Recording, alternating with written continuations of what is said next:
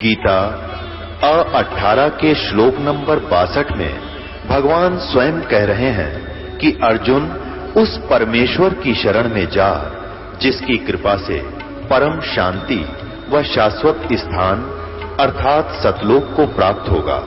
वो परमेश्वर कौन है, कहां है, कैसा है, जानने के लिए कृपया अवश्य सुनिए जगत गुरु तत्वदर्शी संत रामपाल जी महाराज के अमृत वचन। संत से आप मिलो, वो फिर बताएंगे उसकी विधि, उसके पाने का। ऐसे पवित्र गीता जी के अंदर चौथे अध्याय का 34वां श्लोक बताता है कि उन तत्वदर्शी संतों को ढूंढ ले, उसके बाद उनको चरणों में दंडवत प्रणाम कर, वो फिर विनम्र भाव से प्रसन्न करने से वह तत्वदर्शी संत जो परम पिता परमात्मा के पाने की विधि बताएंगे। तो अब यह समस्या आई हुई है कि सभी ने अभी तक जितने भी महर्षि और जितने भी वर्तमान के ये संत जन, ये सब शास्त्र के विरुद्ध साधना बता रहे हैं और शास्त्र के विरुद्ध ही परमात्मा की अपनी उपलब्धि, अपना अनुभव शास्त्र के विरुद्ध बता रहे हैं,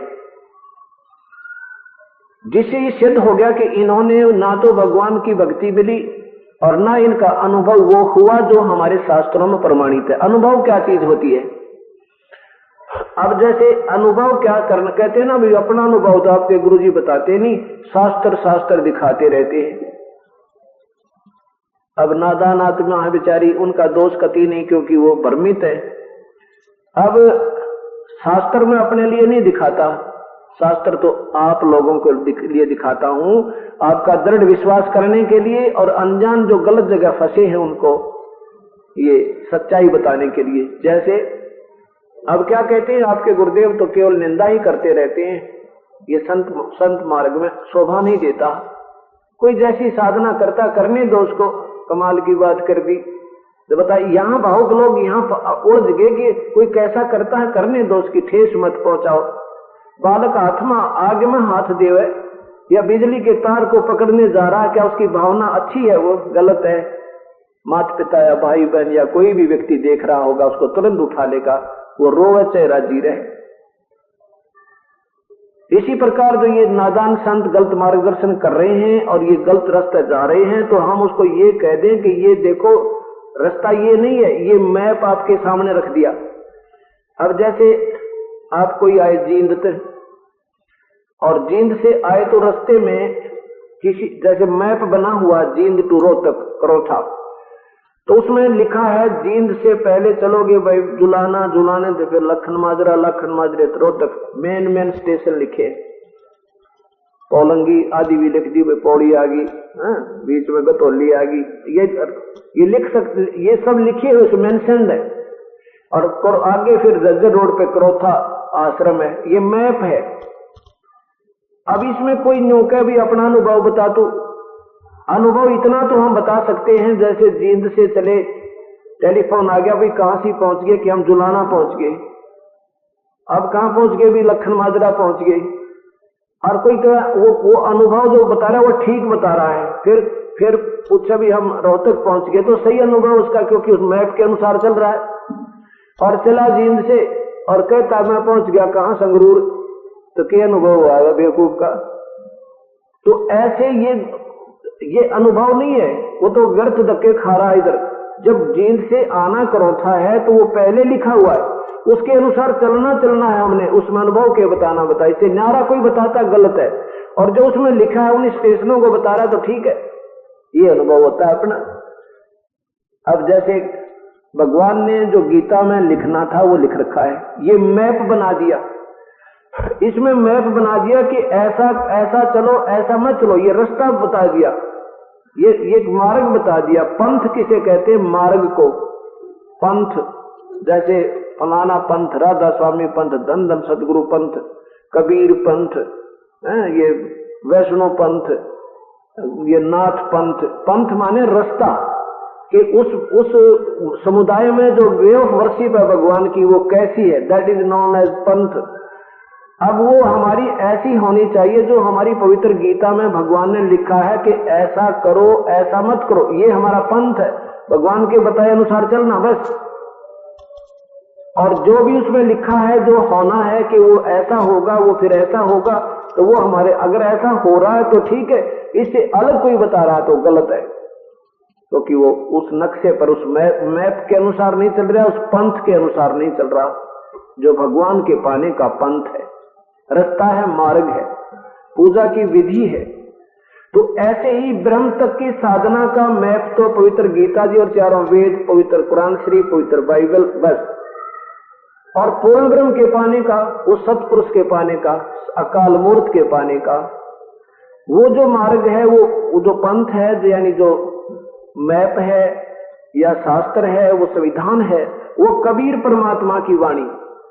और उसी के साथ जिन्होंने उनको आंखों देखा, उस परमेश्वर सतपुरुष को सतलोक में, उस अकाल मूर्त को सतलोक में भी और काशी में भी, जैसे आदरणीय श्री दादू जी, आदरणीय श्री मलुकदास जी, आदरणीय श्री गुरु नानक देव जी, आदरणीय श्री गरीबदास जी छुड़ानी वाले, इन्होंने उस परमात्मा की ही रजा से उस परमेश्वर को दोनों स्थानों पर देखा। आदरणीय श्री रामानंद जी, और उसके बाद उन्होंने अपने आंखों देखा उस परमेश्वर का विवरण लिखा है, जो उस कबीर परमात्मा की अपने द्वारा वर्णित अपनी ही महिमा से जो का तो मिलता है, तो वो बिल्कुल सही पहुंचे हैं। उन्होंने परमात्मा को देखा है, साक्षात्कार हुए, और फिर उसके पाने की विधि उन्होंने अपनी वाणी में लिखी है। और वही ये दास आपको बताता है, 20 प्रमाण देकर के, वही पूजा दास दे रहा है, वही मंत्र दास दे रहा है, वही जो कि हमारे पहले जिन महापुरुषों ने उस परमेश्वर के साक्षात दर्शन हुए, उन्होंने भी उसी मंत्र के आधार पर परमात्मा को पाया है। इसलिए ये ठोकर कह रहा है दास के जो इसके अन्य जो जाप दिए जा रहे हैं और महिमा गाते हैं सतलोक और सतपुरुष की, वो आपको बहका रहे हैं, वो गलत रास्ते जा रहे हो। अब इसको निंदा बताते हैं, कहते हो कि निंदा बहुत करें आपके गुरु जी थे। अब जैसे गवर्नमेंट ने पीछे नोट पकड़े थे नकली 500 के, और रह कर बता रहे थे टेलीविजन पे कि ये देखो नकली है, ये असली है, इसमें ये कमी है, ये ठीक है, ऐसा गलत है, तो वो नकली समझना, उसको तुरंत इतला दो हमारे को। तो बताओ, ये निंदा करती थी गवर्नमेंट, ये आपका भलाई कर रही थी, आपकी भलाई कर रही थी। और जो शराबी होगा ना, शराबी भौंक रहा काम कोई न के मेरा नोट सही है, नोट सही है, फिर देखना अंदर होगा, फिर तो भी साथ में ना, नो तो गया ही गया तेरा नोट है। तो इसी प्रकार जो ये अब दास बता रहा है कि ये है उसके खास जो पर्टिकुलर्स, ये देखो इस असली के, ये है नकली के। अब इसको निंदा माने तो वो आप बुद्धि कमजोर लगी मैंने उस नादान की, क्योंकि उसको स्वयं ज्ञान नहीं, भावुकतावश लगा हुआ है। लेकिन अब देखो, बिना गाय के दूध के गाय पर विश्वास कर ले, उसने खूब बखर गेरा, उसने दाना भी चढ़ावा, उसका बिनोड़े भी डाले, तो मूर्खता की भावना है वो। तो पहले तो न्यू तो देख लिया दूध देगी कि ना देगी, और फिर वो आंख मीच कर उसने कौन, ठीक है गाय का अपना जो चारा है वो डालते रहेगा जो दूध ना देती, और कभी दूध नए दूध भी ना हो और ना ब्यावे। तो ऐसे जो संत जिनके पास पूजा की विधि ठीक नहीं है, तो वो ठीक है भाई, पिछले संस्कारी हंस तो हैं वो बेचारे, लेकिन अब वो बिना दूध की गाय है, और बिना दूध की गाय ने भाई कितना है गौ माता कहने वाला हिंदुस्तानी हो, कोई ना रखे घर पे, उनके लिए गौशाला बनवा रखी है।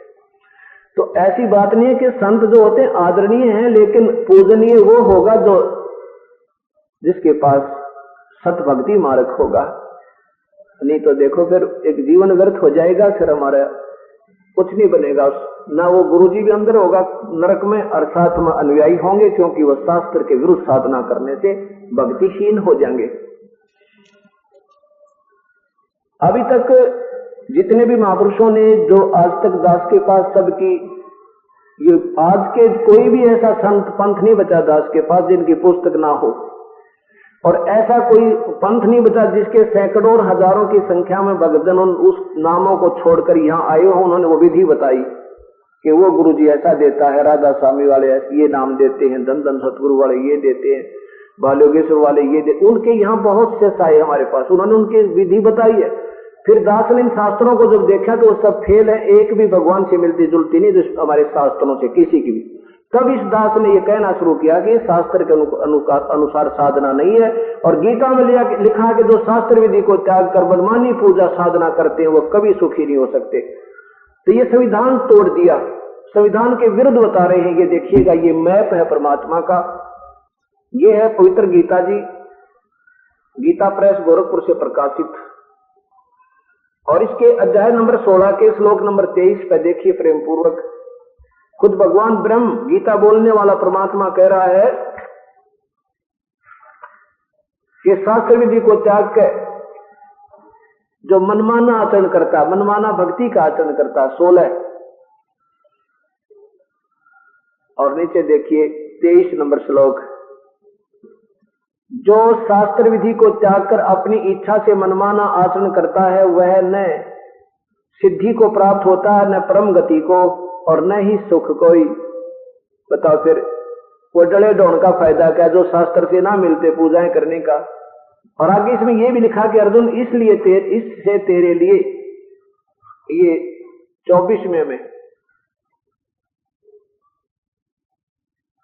इससे तेरे लिए कर्तव्य और अकर्तव्य की व्यवस्था में जो काम करने हैं जो नहीं करने भक्ति के, शास्त्र ही प्रमाण है।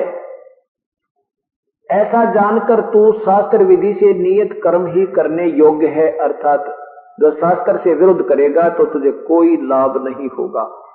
ये हमारी पवित्र गीता जी बता रही है।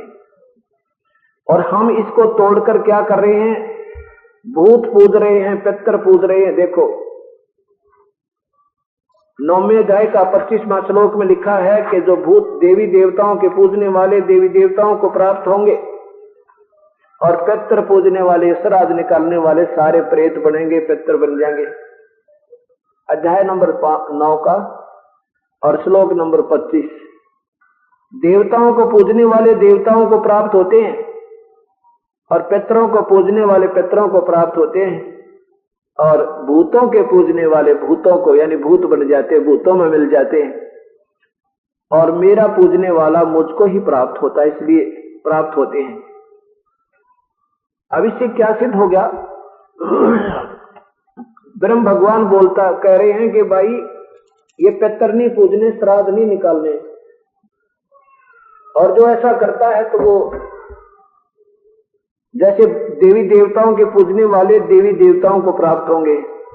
क्या होगा, ब्रह्मा का पुजारी ब्रह्मा के लोक में, विष्णु का पुजारी विष्णु के लोक में, शिव का पुजारी शिव के लोक में। कुछ समय के लिए वहां जाएगा, वहां अपने पुण्यों को खाकर फिर नरक जाएगा, फिर 84 में शीघ्र आ जाएगा।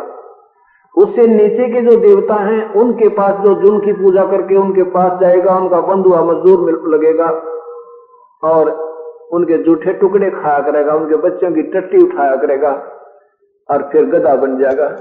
वो देवता भी पशु बनेंगे और साथ में उनके पुजारी भी। जैसे ब्रह्मा विष्णु महेश भी, इनका भी जन्म और मृत्यु होता है, तो इनके पुजारी कैसे स्थिर हो सकते हैं। ब्रह्मा विष्णु महेश नाशवान हैं, ये आपके सामने देवी भागवत महापुराण बताएगी। स्वयं भगवान विष्णु कह रहे हैं देवी भागवत महापुराण में कि मैं और ब्रह्मा और विष्णु शिव हम तो नाशवान हैं, हमारी तो जन्म मृत्यु होती है, और ये अभी तक ढिंढोरा पीटते हैं इनका। ये संत जन कहते हैं ये तो अजरो अमर है, इनके कोई माता पिता नहीं है। तो इससे सिद्ध हुआ कि वो बेसलेस स्टोरी बना रखी है उन्होंने, शास्त्र के विरुद्ध आउट ऑफ सिलेबस स्टडी करवा रखी है, सिलेबस से बाहर पढ़ा दिए सारे बच्चे। अब वो हमारे माता पिता पहले बुजुर्ग थे, बोले वाले थे, उसी परंपरा से हम चलते आ रहे हैं। वो दंत कथाएं लोकवेद बने हुए हैं। अब हमने ये सतवेद चलना पड़ेगा सतज्ञान से। श्री देवी भागवत महापुराण, श्रीमद देवी भागवत गीता प्रेस गोरखपुर से प्रकाशित है। ये इनके अनुवाद करता है अंग्रेज, संस्कृत तो हिंदी, हनुमान प्रसाद पोदार सिमनलाल गोस्वामी। मुद्रक है गीता प्रेस गोरखपुर, वहीं से प्रकाशित है। और इसके तीसरे स्कंद में स्वयं भगवान विष्णु कहते हैं, देवी, ये तीसरा स्कंद, भगवान विष्णु जी बोल रहे हैं तुम शुद्ध स्वरूपा हो, ये संसार तुम्ही से उद्भासित हो रहा है। मैं ब्रह्मा और शंकर, मैं ब्रह्मा और शंकर हम सभी तुम्हारी कृपा से विद्यमान हैं। हमारा आविर्भाव और तिरोभाव हुआ करता। आविर्भाव माने जन्म और तिरोभाव माने मृत्यु। हम तो जन्म और मृत्यु के अंदर हैं, अजरो अमर नहीं है। केवल तुम ही नित्य हो, जगत जननी हो, प्रकृति और सनातनी देवी हो। भगवान शंकर कहते हैं ये इससे सिद्ध हो गया कि ब्रह्मा विष्णु महेश की माता दुर्गा है। भगवान शंकर बोले देवी यदि भगवान विष्णु तुम्ही से प्रकट हुए हैं तो उनके बाद उत्पन्न होने वाले ब्रह्मा भी तुम्हारे बालक हुए। फिर मैं तमोगुणी लीला करने वाला शंकर क्या तुम्हारी संतान नहीं हुआ, अर्थात मुझे भी उत्पन्न करने वाली तुम ही हो। अब इसे सिद्ध होगा कि ब्रह्मा विष्णु महेश नाशवान है, जन्म मृत्यु है इनकी, और हम इन्हीं की पूजा करेंगे तो हमारा भी जन्म मृत्यु कभी भी नहीं मिट सकता, तो ये कर्म दंड नहीं कट सकते। तो बता फिर इस भक्ति का हम करेंगे क्या? ये तसंग जन्म तना भटकर बरमत हो गए, कुछ ना हाथ लगा रे, तो कुकर सुकर खरबा बोरे कौआ हंस पुकारी। अब गीता जी बता रही है कि देवताओं को पूजने वाले देवताओं को प्राप्त होंगे,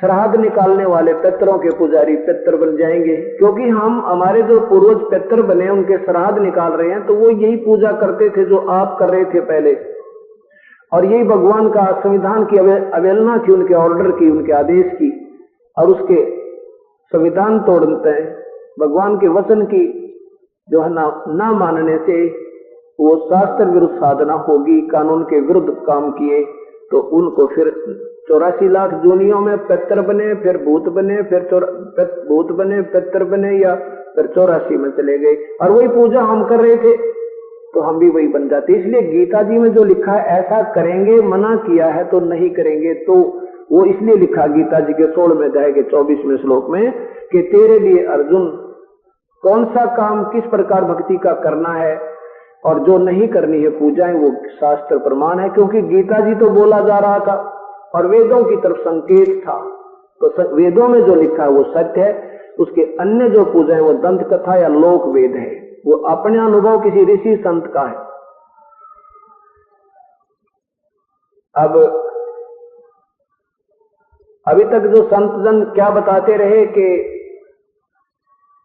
सतलोक, जो सतलोक की महिमा बताने वाले ये 2-2.5 पंथ हैं।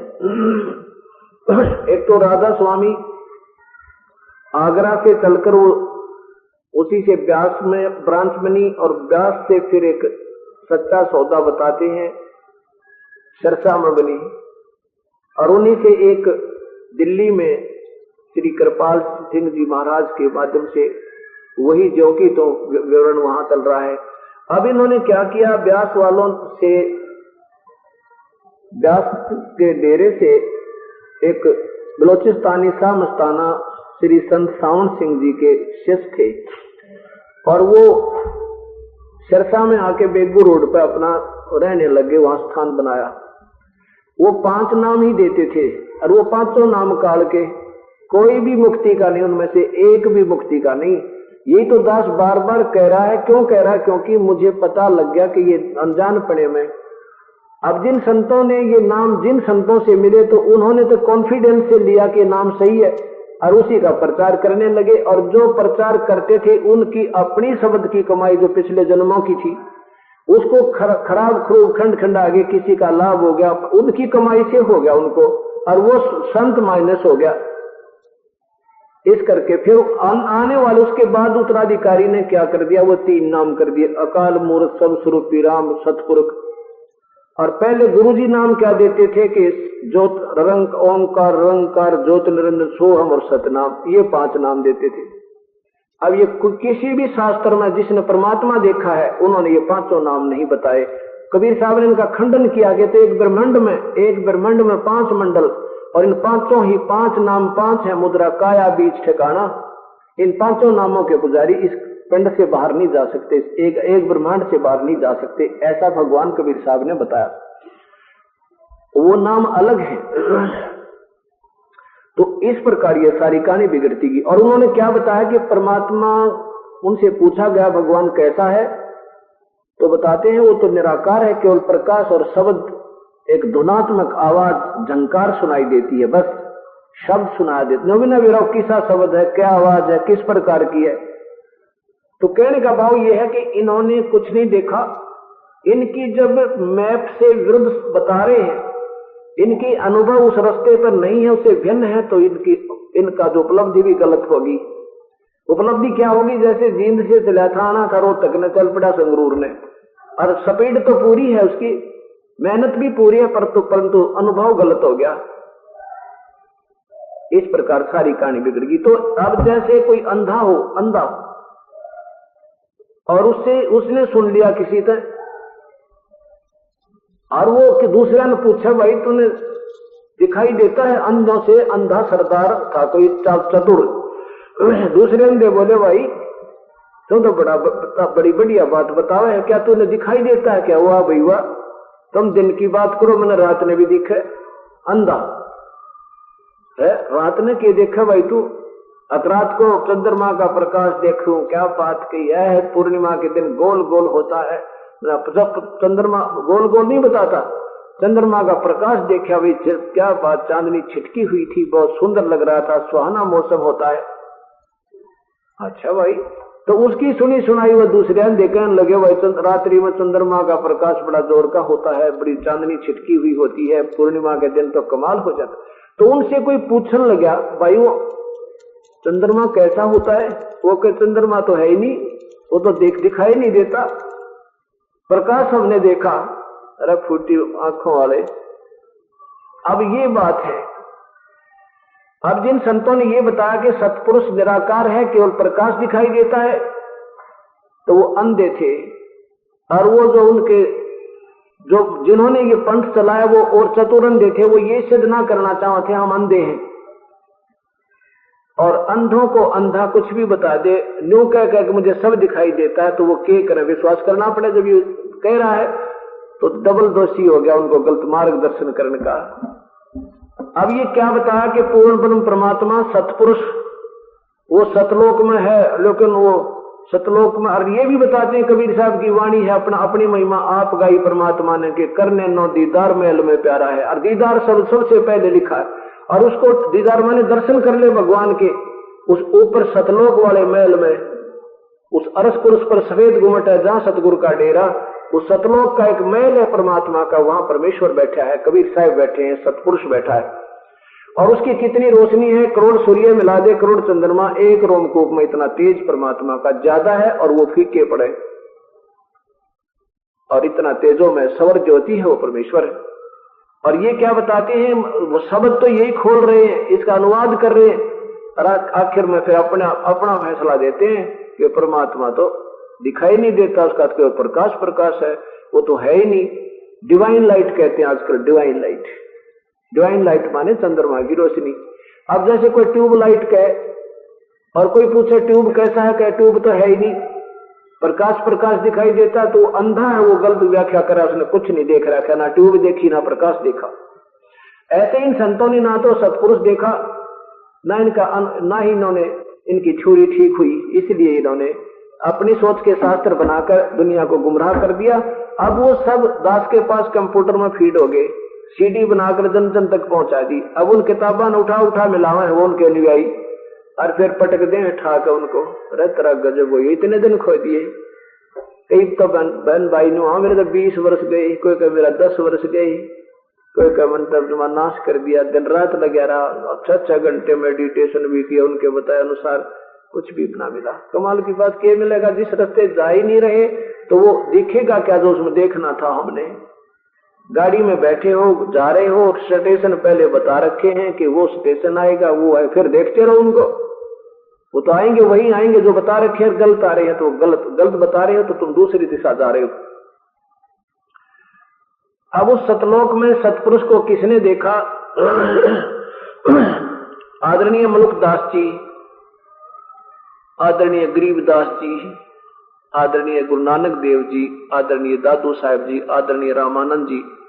वो पहले ब्राह्मण थे, पंडित, लेकिन जब ज्ञान हुआ परमात्मा का, है भूल गए सब जात और मजहब को। और यही लिखा परमात्मा ने कि कुल खोए कुल उबरे, कुल राखे कुल जा, राम ने कुल भेंट ले, जिसमें सब कुल रहा समा। आज मैं ये दास आपको गरीबदास जी महाराज को के बारे में जानकारी दूंगा कि ये जो द्वादशी जो हम मनाते हैं, फागुन उतरते की जो द्वादशी मनाते हैं, फाल्गुन सुदी द्वादशी, हम पूर्णमासी नहीं मनाते इस महीने की। द्वादशी इसलिए बनाते हैं कि वो सतपुरुष अकाल मूर्त सब स्वरूपी राम जो का त्यों सतलोक में है, वो उस वही परमात्मा मनुष्य जैसा है सतलोक में, सतपुरुष, उसका नाम कबीर देव है। वो अपने उस ओरिजिनल तेज वाले शरीर के ऊपर जो करोड़ सूर्य करोड़ चंद्रमा मिला दे इतनी रोशनी है, उसके ऊपर एक और ओवरकोट पहन कर अपने उस वास्तविक तेज को छुपा के मनुष्य सदृश जो कहते हो, यानी आम व्यक्ति जैसा ना, थोड़ा तेज सा उनका है, तो नूर तो बहुत जैसे थोड़ा हमारे से ज्यादा सुंदर शरीर मालिक का फिर भी नजर आता है, लेकिन वो तेज को छुपा कर आते हैं। और वो आज वो दिन है, आज वो शुभ दिन है कि परम पिता वो सतपुरुष अकाल मूर्त सर्वस्वरूपी राम, वो कबीर साहब गरीबदास जी को आकर मिले थे। आज वो दिन मनाया जाता है बौद्ध दिवस के रूप में। परमात्मा कबीर साहब मिले थे आदरणीय गरीबदास जी को। उन्होंने फिर अपने सतलोक दिखाया था, उनको ले जाकर के वो आंखों देखा विवरण जो उन्होंने यहाँ किया, एक सदग्रंथ बना रखा है। वो उस सदग्रंथ के आधार पर ये दास ने फिर अपना मार्गदर्शन शुरू किया और साथ में उनके अनुसार जो बताया अनुसार वो अभ्यास किया, यानी जब जाप मंत्र किए तो वो ज्यों के तो स्टेशन आए। उसके बाद फिर परमात्मा की महिमा इस दास ने उन्हीं की रजा से फिर गानी शुरू की। अब गरीबदास जी के बारे में आपको बताएंगे, जानकारी देंगे। गरीबदास जी इसी करौथा गांव के, उनके जो माता पिता थे करौथा गांव के थे। उनका शुभ नाम श्री बलराम जी धनखड़, बलराम जी नाम था उनका, गरीबदास जी के पूज्य पिताजी का। और उनकी शादी कहाँ हुई थी? छुडानी में। एक छुडानी गांव है, झज्जर जिला में आ गया वो। बहादुरगढ़ और झज्जर रोड पे दुलेड़ा गांव आता है। दुलेड़ा गांव से 2.5 किलोमीटर की दूरी पर एक छोटा सा गांव है छुडानी। तो वहां बलराम जी का ब्याह हुआ था। श्री बलराम जी के कोई साला नहीं था और गरीबदास जी की माता जी श्री माता जी का नाम श्रीमती रानी देवी था। वो छुडानी की लड़की थी और उसके कोई भाई नहीं था, तो उनके पिताजी का नाम था, उनके पिताजी ने इसको श्री बलराम जी को अपने घर जमाई के रूप में रख लिया था। और ये बलराम जी वहां रहने लगे थे। तो उसके बाद 10-12 वर्ष के बाद गरीबदास जी का जन्म छुडानी में हुआ था।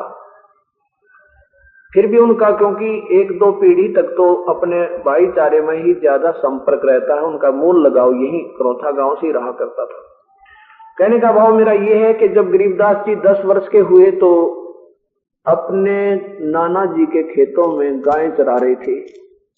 नाना जी के कहो चाहे उन्हीं के हो गए, फिर तो वो वहां रहने लगे थे। गरीबदास जी का आविर्भाव विक्रमी संवत सन 1774 अर्थात सन 1717 में हुआ और 10 वर्ष के हुए जो सन 1727 में, यही फागुन सुदी द्वादशी, गरीबदास जी 10 वर्ष के बालक और गौवें चराते हुए अपने नाना जी के खेतों में छुडानी से कबलाना की तरफ एक रास्ता जाता था, कच्चा, अब भी जाता है। और वहां कबलाना वाले गांव की सीमा के ऊपर और छुडानी के खेतों में गायें चरा रहे थे। बिल्कुल लास्ट है, वहां पर 1-2 किला आगे ही गांव वो कबलाना गांव की जो है सीमा आ जाती है। 2-3 किले आगे, यानी ज्यादा से ज्यादा 700-800 फुट के बाद। तो वहां एक, क्योंकि उस साइड में पहले ये जांडी ज्यादा होती थी जाति, वाइल्ड जाति का पेड़ था, उसके नीचे ये 5-7 जैसे पाली साथ और भी ग्वाले गए थे, वो बैठे थे और गाय कुछ बैठी थी, कुछ कर रही थी। ये खाना खुना खा रही थी, जैसे आजकल के दिन जो है थोड़ी सी देख लिए थोड़ी सी शायरी तो आने लग जाती है।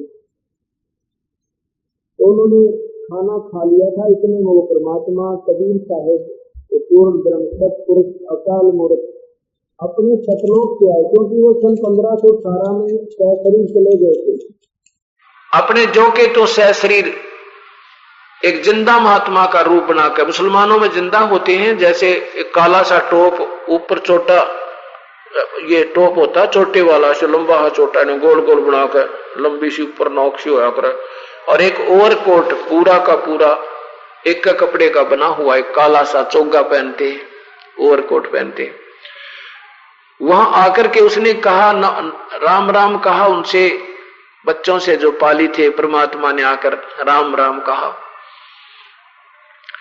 तो सभी बच्चों पालियों ने, कुछ तो बच्चे थे, कुछ बूढ़े बुजुर्ग यानी बड़ी उम्र के भी थे, कोई 30 का, कोई 40 का, कोई 20 का, कोई 25 का।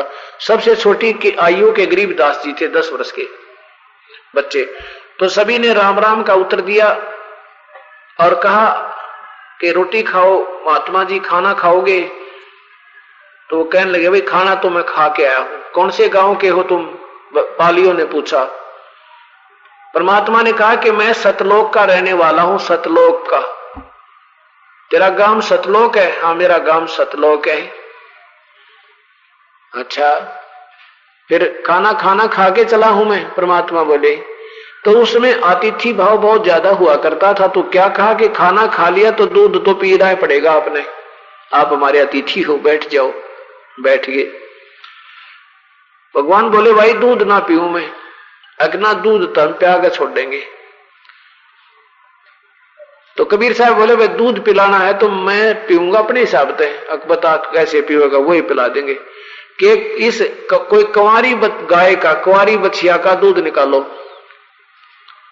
कुंवारी बछिया का? हाँ, जो कभी ब्याही ना हो, दो बच्चा ना हुआ हो जिसके, उस कुंवारी बछिया का जो 1-2 साल की, 1.5 साल की हो। वो पाली कहने लगे फिर ते मजाक करे है भाई बाबा जी, तेरा दूध पीने की नीत नहीं, तेरी मजाक कर रहे हो आप। तो कबीर साहब बोले भाई मजाक की क्या बात, तुमको दूध पिए बिना छोड़ने नहीं, और मैं दूध पिलाओ तो ऐसे पीऊंगा। गरीबदास जी खड़े हुए, 10 वर्ष के बच्चे और एक कुंवारी बछिया को ले आए। कहने लगे देखियो महाराज जी, ना इसका बच्चा है और ना ये ना ब्याई है, दूध कैसे देवेगी? परमात्मा बोले ये तुम्हारा जो पानी पीने का पात्र है ना, ये बरोला का आकर इधर तो 1-2-3 किलो, जिसमें 4 किलो पानी आ जाता है, मटके टाइप होता है। कहता है इस पात्र को तुम गाय के थना के नीचे रखवाई, देख बताऊं क्यों कर दूध देगी, कैसे दूध देगी? कहां जी बताओ। अब गरीबदास जी ने ऐसे वो पकड़ दिया बरोला, वो पात्र पकड़ लिया, और परमात्मा कबीर साहब ने ऐसे थपकी लगा दी गाय के कमर पे। इतने लंबे लंबे सतन हो गए, अपने आप दूध सरवन लग गया, ऐसे धार बंद गई दूध की, और जब वो भर गया वो पात्र तुरंत बंद हो गई। तो गरीबदास जी बोले ले भगवान पियो दूध आपने निकाला है। गरीब कबीर साहब ने आधा दूध पिया, आधा पीकर कहा भी देखो बच्चों, पालियो तुम भी पी लो, ये अमृत है, ये यहां से नहीं सतलोक से आया है। तो वो कहने लगे, दूसरे जो सियाने थे ना, 30-35-20 साल की उम्र के, 40 वर्ष की उम्र के बुजुर्ग से या 50 के, वो कहने लगे भाई ये तो पाप का दूध है, हम ना पिए, कुंवारी बछिया का निकाल दिया, ये तो जादू जंत्रकार है, तो मैं तो भी मत ना पिए भांजे, क्योंकि गरीबदास जी वहां के भांजे थे। कहने लगे भांजे मुंह ना लाइए, इसका मर जाएगा। वो तो उठकर चले गए। अब गरीबदास जी बोले मुझे दो भगवान, आपका जो ये प्रसाद कब कब मिला है? अब गरीबदास जी ने सोचा जब ये ना मरा तो मैं क्यों मरूंगा। तो कबीर साहब बोले प्रसाद दे दिया, ले बेटा पी ले। और कहा तू नाम भगवान जपता है क्या? बजता है? कहां बजते हैं जी, हमारे गांव में हम बजते हैं, और श्याम जी की शिव जी की पूजा करते हैं, ऐसे भगवान विष्णु का जाप करते हैं, राम राम जपते हैं। तो पूरी कथा सुनाई परमात्मा ने कबीर साहब को, बेटा ये भगवान जो हैं ये काल के अधीन है। ब्रह्मा विष्णु महेश इस ज्योत निरंजन के पिता हैं और दुर्गा के पुत्र हैं ना। ब्रह्मा विष्णु महेश के पिता ये ज्योत निरंजन काल है, और दुर्गा या शेरा वाली इनकी मां है। और भाई इसको शराप लगा है, इस ब्रह्मा विष्णु में इसके पिता को 1,00,000 जीवियों रोज खाता है। और तुम पहले हमारे पास थे सतलोक में बेटा, वहां जन्म मृत्यु नहीं हुआ थी, ना कोई कोढ़ था, ना कष्ट था, ना टांग टूटा, ना कोई आंख फूटा, कुछ भी नहीं हुआ करता। और ना तुम्हारी मृत्यु होती थी, तुम मेरे पास वहां सतलोक में रहा करते, तुम हमारे वहां उस सतलोक में जहां से मैं आया हूं, बहुत बढ़िया गांव है हमारा।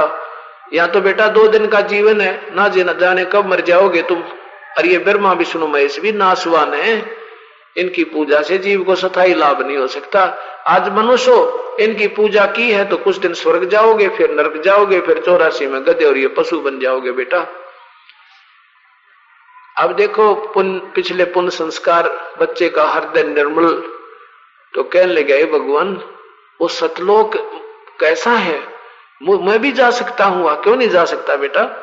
अब जैसे काल की भक्ति करोगे, गीता में लिखा है कि ब्रह्म कहता है मेरी भक्ति करोगे तो मुझे प्राप्त होगे, यानी मेरे ब्रह्म लोक में आ जाओगे। और ब्रह्मा विष्णु ये नीचे के देवताओं की पूजा करोगे, दिन के लोकों में चले जाओगे।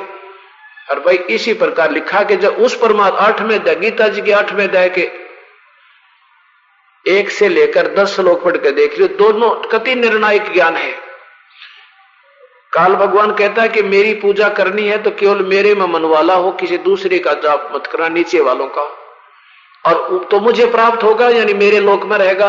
और उस परमात्मा की भक्ति करनी है तो उस करने वाला व्यक्ति उसी परमात्मा के पास जाता है, उसका अब वो संत बताता है, उसके अभ्यास से उसके नाम के जापते हैं तो वो वहां चला जाता है। तो बेटा तुम मैं मंत्र दूंगा तुझे, इसकी कमाई करेगा तो तू मेरे पास आ जाएगा, वहां सतलोक में ले जाऊंगा। तन्यो बोला बाबा महाराज जी वो कैसा है सतलोक में, दिखा दोगे एक पे। आए तो इसी उद्देश्य से थे क्योंकि वो पुण्य आत्मा थी, उनकी प्यारी आत्मा, और उसको तो ले जाना था सतलोक में। और ये भी मालूम था कि एक ने देख लिया तो हजारों का पेटा भर देगा, एक ने देख लिया तो हजारों को विश्वास हो जाएगा, जैसे हमारा पिताजी और कहीं जावे और आके हमें बताओ तो हमें उनकी बातों पर अविश्वास नहीं हो सकता, चाहे कोई कुछ भी कहो नहीं हो सकता, जो पिताजी गलत बताए नहीं सकते। तो ऐसे गरीबदास जी ने जो परमात्मा को देखा, फिर उसने वर्णन कर दिया, तो इस दास ने ये मान लिया कि हमारे ये पिताजी थे, क्योंकि ये मैं धोखा नहीं दे सकते, इनको के लालच था झूठ बोलने का। 2,500 बीघे के मालिक थे जो कि आज 1300 किले बने, 1350 किले। अगर कोई कबीसर हो मेरे जैसा मांगलियां खानियां होता तो इन्होंने भी सोचा झूठ बोल गया होगा अपनी रोटी रोजी के लिए, वो भी समस्या नहीं थी सामने। तो इन बातों से दृढ़ विश्वास हुआ, फिर दृढ़ निश्चय के साथ उस परमेश्वर के ऊपर आश्रित हुए दास, और उसका ये परिणाम ये निकला कि ये सत्य सामने आ गया। तो गरीबदास जी को कबीर परमात्मा कहने लगे बेटा तू नाम ले, पहले अगर दे दो भगवान। प्रथम मंत्र देकर अपना हंस बनाया, अपने हंस को लेकर के फिर चले ऊपर सतलोक को। ब्रह्मा का लोक दिखा, विष्णु का लोक, शिव का लोक, इनकी कमाई करने वाले इनके लोक में आते हैं। कॉमन जो दान पुण्य करते हैं, थोड़े से पुण्य बन जाते हैं, ये कॉमन स्वर्ग बना हुआ है, स्वर्ग में जाते हैं बेटा। यहाँ कुछ दिन के बाद फिर साथ ही नरक है उसके, वहां पर इधर तो स्वर्ग वाले खाना खा रहे हैं, भंडारे चल रहे हैं, और बिल्कुल बीच में पारदर्शक दीवार है जैसे शीशा होता है, और उनके कोड़ा तक सिर काटे जा रहे हैं। हे परमात्मा, वो स्वर्ग वाले की घी बंदी रह तरह गजब हो, उनको कहते हैं वहां उनको भी चैन नहीं है, बस आंख मीच के दूर निकल जाओ तो दूसरी बात है, नहीं तो इधर तो स्वर्ग में ठाठ हो रहे हैं, बिल्कुल सामने नरक में जो कत्लेआम हो रहा है, वो हाहाकार मची नरक में ठोक रखे। तो बेटा ये वो तुम्हारा स्वर्ग है। फिर पाताल लोक, फलाने सारे लोक दिखा के, पर ब्रह्म के लोक 21वां ब्रह्मांड दिखा काल का कि ये बैठा यहाँ पर, ये तुम जिसको निराकार बताते हो। अब उस काल के सिर पे पैर रख के, क्योंकि परमात्मा ये ऐसे स्थान पर बैठा है काल भगवान 21वें ब्रह्मांड में कि जहां से पारब्रह्म और सतलोक के जाने का रास्ता है, ये चौकस रहता है कि एक जीव भी नहीं निकल जाए, तेरे जाड़ मत है। लेकिन परमात्मा कबीर साहब के सच्चे नाम के आधार पर उसकी वश की बात नहीं, उसका सिर नीचा हो जाता है, ऐसे झुक जाता है। कबीर परमात्मा ने उसके सिर पर पैर रखा, गरीबदास जी ने उसके सिर पर पैर रखा, काल ने ऐसे सिर झुका लिया और सतलोक वाले रास्ते से पार होकर निकल गए।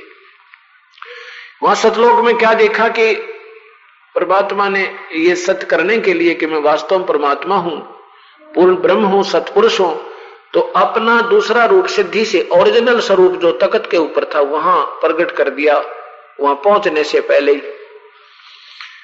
ये परमात्मा जो चाहे कर सकता है, जितने चाहे रूप बना सकता है। तो वहां देखा सतपुरुष ने, गरीबदास जी ने देखा कि तख्त के ऊपर एक सुंदर स्टेज पर परमात्मा विराजमान है और चारों तरफ उसका बहुत सुंदर बना हुआ एक बहुत सुंदर गुम्बज टाइप सा तेज पुंज का महल बना है मालिक का। उसके बिल्कुल बीच में मालिक का तख्त लगा है। तो कबीर साहब जिंदा वाला महात्मा के रूप में जो नीचे से गरीबदास जी के साथ गए थे, तो वहां पहुंचे और चवर उठाकर उस पूर्ण परमात्मा सतपुरुष अकाल मूर्त के ऊपर ऐसे चवर करने लगे। गरीबदास जी ने सोचा कि यो भगवान है जो बैठा तख्त पे, और ये महाराज जी जो है ना कबीर, कबीर कहते थे मेरा नाम कबीर है, ये कबीर तो जो है यहाँ का यहाँ रहने वाला होगा। और हमने वो बताने गया। इतने में क्या हुआ कि वो ओरिजिनल शरीर खड़ा हुआ और नीचे से जिंदा वाला शरीर तख्त पर बैठ गया भगवान वाले स्थान पर, और स्वयं चौर करने लग गया। वो तेजो में शरीर जिसके करोड़ सूर्य करोड़ चंद्रमा मिला दे तो भी एक रोमकूप की रोशनी तेज पड़े। अब गरीबदास जी सोच ही रहे हैं कि भाई भगवान कौन सा इनमें, अब ये भगवान दिखा था, ये इसके ऊपर सेवा करने लग गया। इतने में वो शरीर तेजो में शरीर उस जिंदा वाले कबीर परमात्मा वाले शरीर में समा गया। चवर स्वयं घूम रहा ऊपर ऑटोमेटिक। अब इस दौरान क्या हुआ पीछे से, तो दृढ़ हो गया विश्वास गरीबदास जी को कि ये जो जिंदा रूप में ये कबीर है ये परमात्मा ही है। और कबीर साहब ने कहा बेटा मैं काशी में भी 120 वर्ष रह के आया था, पर मेरी कोई मानता है कोई ना। ये काल के वश हो गए इन्होंने, काल ने इनको झूठी जो ना ये नकली सुख दिखा के एक भांग पिला दी, एक पूरे के पूरे किस ब्रह्मांडों में भांग डाल दी इसके नशे में, ये पहचानते कोई ना। मुझे जब जाता हूं क्या बताया परमात्मा ने, कबीर ये माया अटपटी सब गट आने अड़ी, किस किस को समझाऊं भाई कुएं भांग पड़ी। परमात्मा कहे भाई किस किस ने समझाऊं, या तो कुएं भांग गिर रखी है काल ने, जिसने 2 रोटी समय पर मिल रहा है कोठी होगी रे कार, बस फिर क्या कहने हो के मानो भगवान, या भांग पी रखी है मैंने।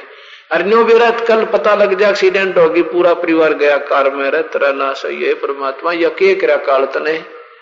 तो ये बातें समझ भूल गई हमारे, क्योंकि अब भांग में घूम रहे हैं उस नशे में।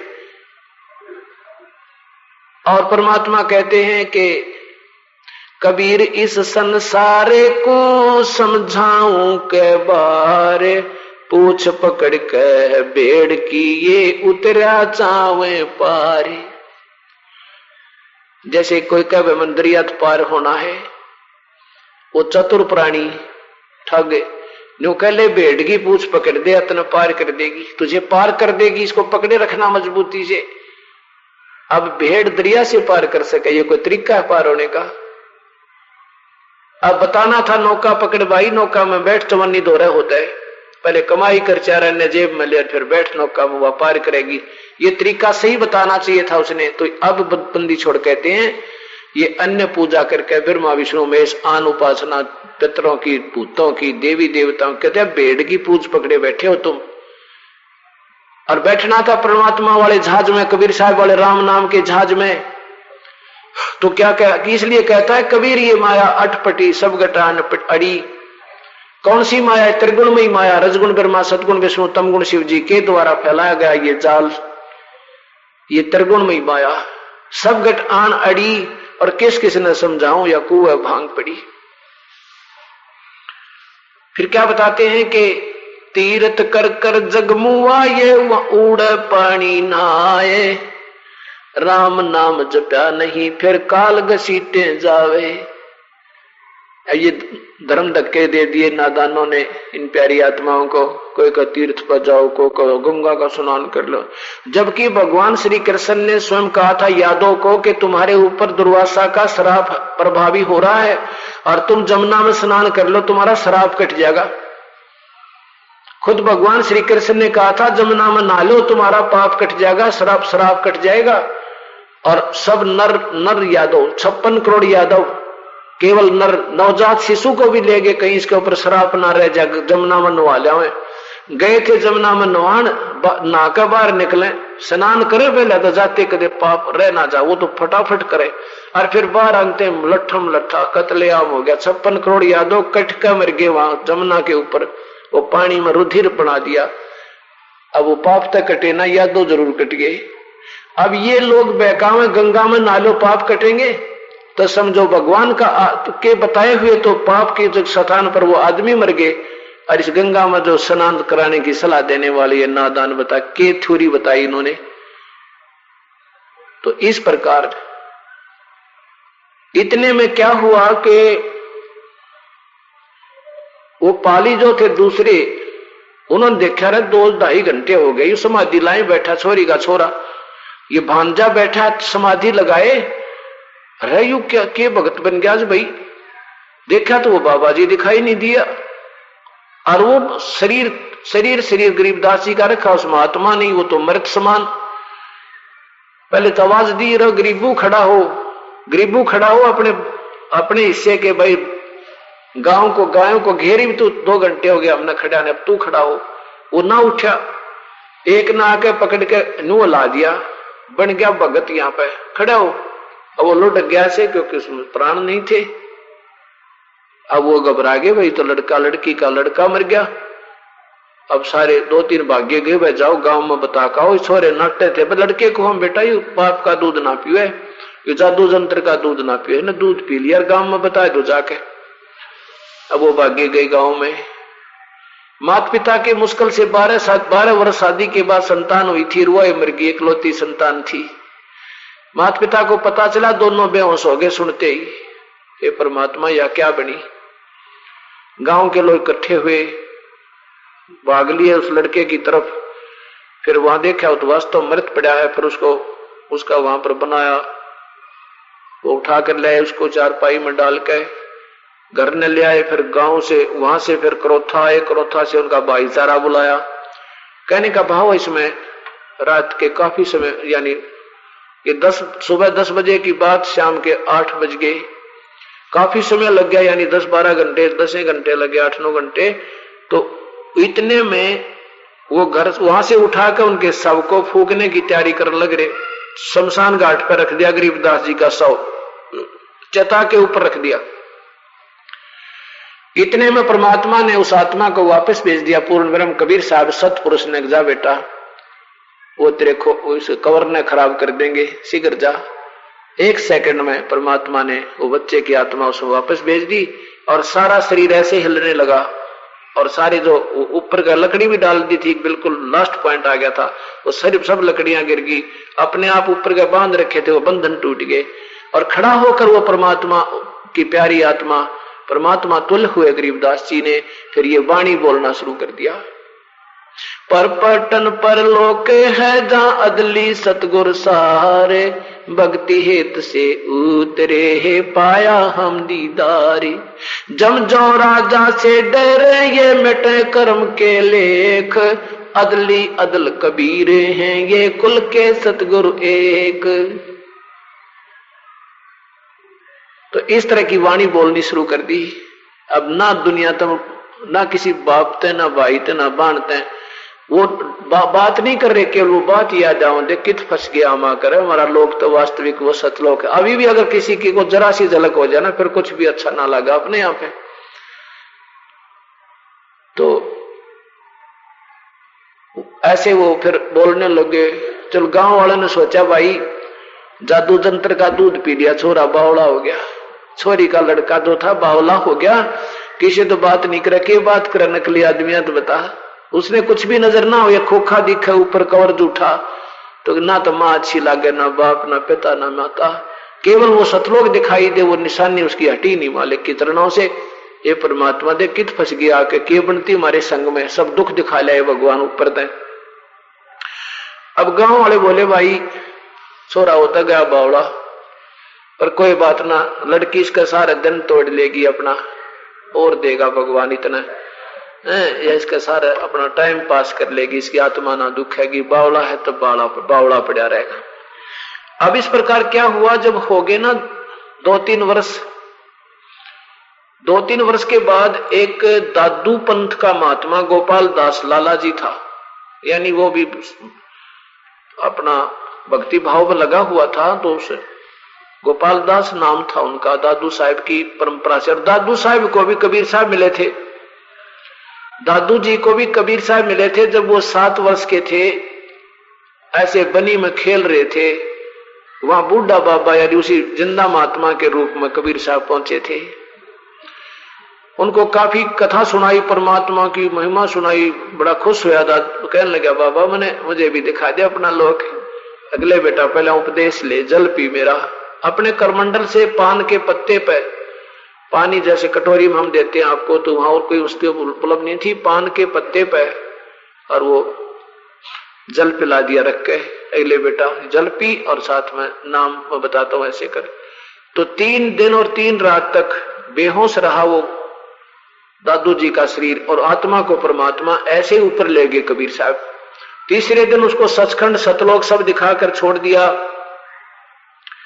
तो उन्होंने भी अपने परमात्मा की आंखों देखा महिमा, फिर गानी शुरू की। तो उस दादू साहब फिर उसके बाद अपने कबीर परमात्मा की आंखों देखी महिमा गाया करते थे। क्या बताते थे?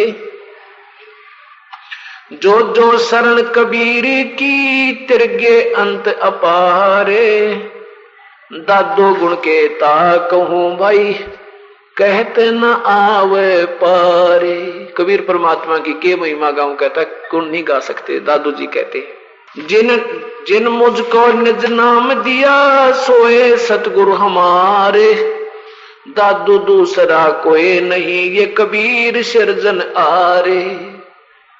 कबीर करता आप है दूजा ना कोई, दादो पूर्ण जगत को ये भक्ति दरडावे सोए। सब कहते सारे संसार में अगर भक्ति है तो कबीर परमात्मा आप ही आकर बताते। और ये वेद प्रमाण देते हैं, श्याम वेद, अथर्ववेद, ऋग्वेद और यजुर्वेद, इन सब में यही परमात्मा का महिमा है कि वो परमात्मा कबीर है, उसका नाम आप ही आकर अपने सत्ज्ञान को वर्णन करता है, दूसरा नहीं बता सकता।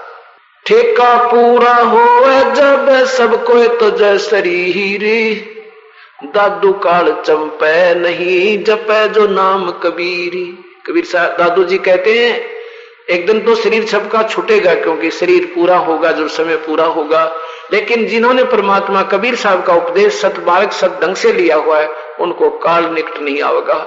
यम के दूत नहीं लेकर जाएंगे उस प्राणी को, परमात्मा के स्वयं आएगा और गुरु के रूप में आएगा और जहाज में बैठा कर आपको ले जाएगा। कोई भी कारण बतावे बनावे, जैसे गाड़ी में बैठा ले या कोई किसी चीज पे, ऐसा लगेगा जैसे सत्संग में जा रहे हैं और 2 मिनट में सतलोक में पाएंगे, 2 सेकंड में।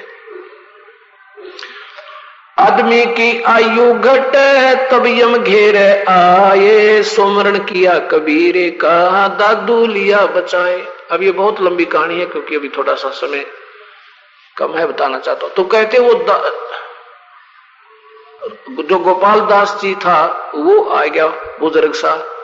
गांव वालों ने पूछा, पता लगा भी कोई महात्मा रहे किसी के घर में, संत है, तो किसी ने बता दिया जी एक बहुत अच्छा संत आया है और संतों की विद्या संत ही काट सके। लड़के के ऊपर जो जादू दंतर हो रहा है उसके बारे में दिखा लो उसको। तो उसका नाना जी, गरीबदास जी के नाना जी 5-4 और कुंबे के व्यक्ति इकट्ठे होकर लेकर गए उस गरीबदास जी 10 वर्ष के बाद 13 वर्ष के बच्चे को, और कहा कि बाबा जी ऐसे ऐसे 12 लड़के को किसी संत ने पता नहीं के जादू जंतर का कुंवारी बच्ची का दूध काट के पिला दिया, और संतों की विद्या ने संत ही कर सके। ठीक है, आप कुछ दया करो मेरे बच्चे पे, इसकी माँ बहुत दुखी हो रही है बेचारी, ये तो पागल हो गया। कहती ना मेरा के बांटे सारे दिन, उसका बिरडुआ फूट गई। अब नो ना मेरा ना दानो जोरी बिना लाल न परख कौन। वो बोला अमर वाणी जो सतलोक की, और वह समझ नहीं सके तो उसने बावड़िया कहने लगे, पागल कहने लगे, भगवान की महिमा गावे, जन जन को बतावे।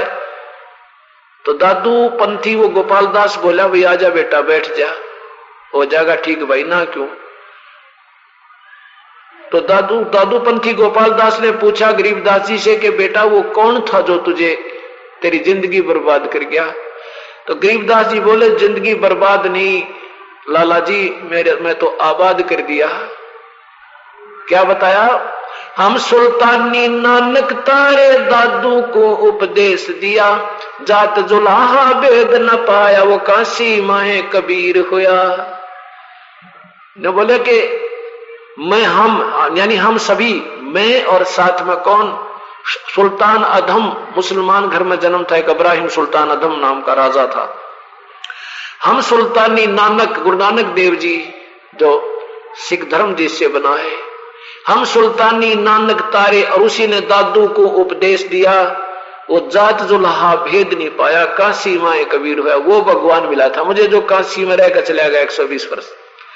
और फिर क्या बताया कि दादू को भी कबीर साहब मिले थे आकर के। दादू को सतगुरु मिले दी पान की पीक, बूढ़ा बाबा जिसे कहे वो दादू की नहीं सीख। तुम नादानो, दादू पंथी क्या क्या कहते हैं, कबीर साहब को नहीं मानते कि दादू जी को कबीर साहब मिले थे आके। वो कहते हो तो बूढ़ा बाबा मिला था उनको, भगवान रूप में कोई बूढ़ा बाबा मिला था। तो परमात्मा कहते हो जिसने तुम बूढ़ा बाबा कहो वो दादू था, वो भगवान कबीर साहब थे, और तुमने वो वास्तविकता छुपा दी, अब तुम्हारे पास नहीं रही। ये दादू जी ने केवल बूढ़ा बाबा नहीं कहा था, उसने ये वाणी भी बोली थी, वो दादू पंथिया ने निकाल दी। क्यों निकाल दी? कदे तुम्हारी बेइज्जती हो जा। तारे दादू जी का गुरु कबीर दानक जुलाहा था, ऐ थारा गजब भैया। तो ऐसे ये नादानी होती जा रही है और इस सच्चाई से हम दूर होते चलेंगे। जब क्या बताया परमात्मा ने कि वो परमात्मा कैसे मिला हमें आकर के, ये बताऊं तुझे, तो उन्होंने कहा कि हाँ बता। तो क्या बताया और कौन है वो परमात्मा के? पर पटन पर लोके है जहां अदली सतगुर सारे, भक्ति हेत से उतरे है पाया हम दीदारे। अलल पंख अनुराग है सुन मंडल रथीर, दास गरीब उधारिया सतगुरु मिले कबीर। फिर पूछा कि कैसे मिला तुझे आके? क्या बता? गैबी ख्याल विशाल सतगुरु अचल दिगंबर ठीर है, भक्ति हेत काया दर आए अवगत सहत कबीर है। नानक दादू अगम अगादू तेरी जहाज खेवट सही, सुख सागर के हंस आए भक्ति ही रंबर उर्दरी। कोटि भानु पर काश पूर्ण रोम रोम की लारे हैं, अचल अभंगी है सतसंगी अवगत का दीदार है। धन सत गुरु उपदेश देवा 84 ब्रह्म मेट ही, तेज पुंज तन दे धर कर इस विद्य हमको बैठे। शब्द निवास आकाश वाणी ये सतगुरु का रूप है।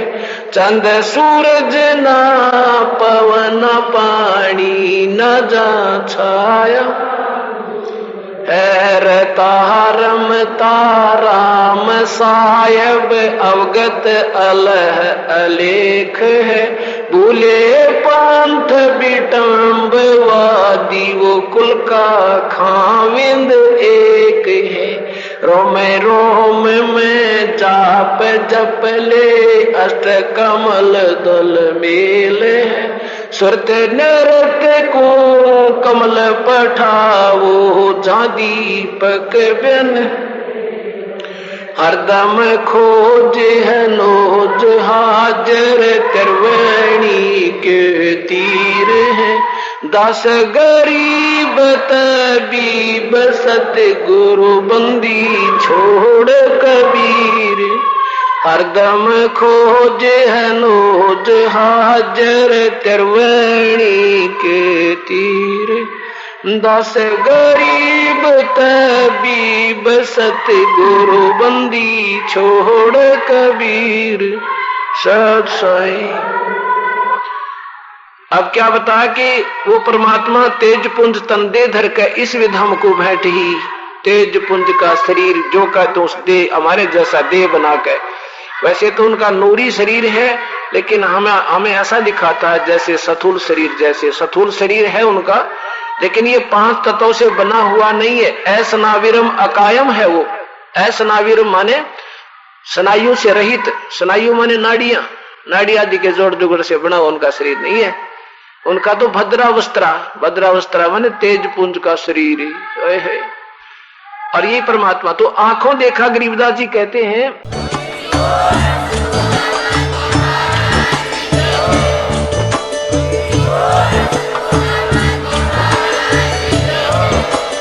आप सुन रहे थे जगत गुरु तत्वदर्शी संत रामपाल जी महाराज जी के मंगल प्रवचन। अधिक जानकारी के लिए विजिट कीजिए हमारी वेबसाइट www.jagatgururampalji.org। संत रामपाल जी महाराज जी के शुभ आशीर्वाद से पूरे विश्व भर में 500 से भी ज्यादा नाम दीक्षा केंद्र हैं, जिन पर संत रामपाल जी महाराज जी द्वारा ऑनलाइन निशुल्क नाम दीक्षा दी जा रही है। अपने नजदीकी नाम दीक्षा केंद्र का पता करने के लिए संपर्क करें 8222880541।